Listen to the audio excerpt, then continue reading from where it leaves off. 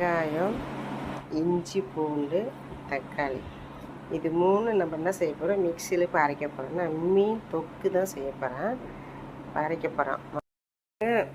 இந்த மீன் தான் வாங்கிட்டு வந்திருக்கேன் பையன். அப்படியே வறுத்தாங்க பிள்ளைக்கு காலையில்.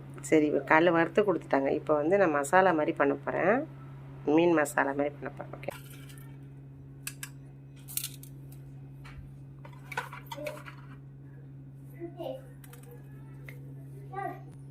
சீரகம், கொஞ்சமாக சோம்பு, இதை நம்ம அரைச்சிப்போம். மிளகு, ஜீரகம், சோம்பு, வெங்காயம், தக்காளி, இஞ்சி, பூண்டு இது எல்லாத்தையும் கலந்துருக்கேன். இப்போ இதை அரைக்க போகிறேன். நான் எல்லாத்தையும் அரைச்சி எடுத்துகிட்டு வந்துட்டேன்.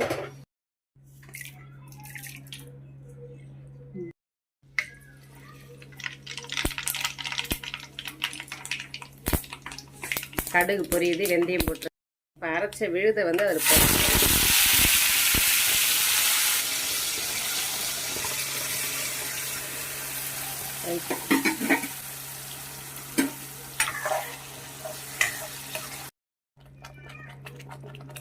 மஞ்சள் போட்டேன், மிளகாத்தூள், உப்பு போடணும். மீனுக்கு எவ்வளோ உப்பு தேவை இந்த உப்பு போட்டணும்.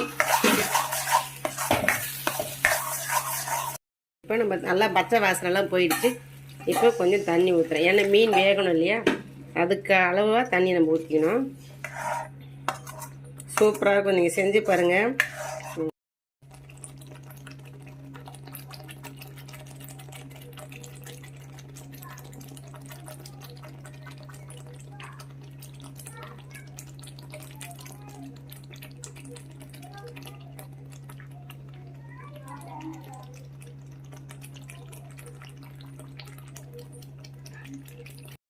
சூப்பராக இருக்குது மீன்,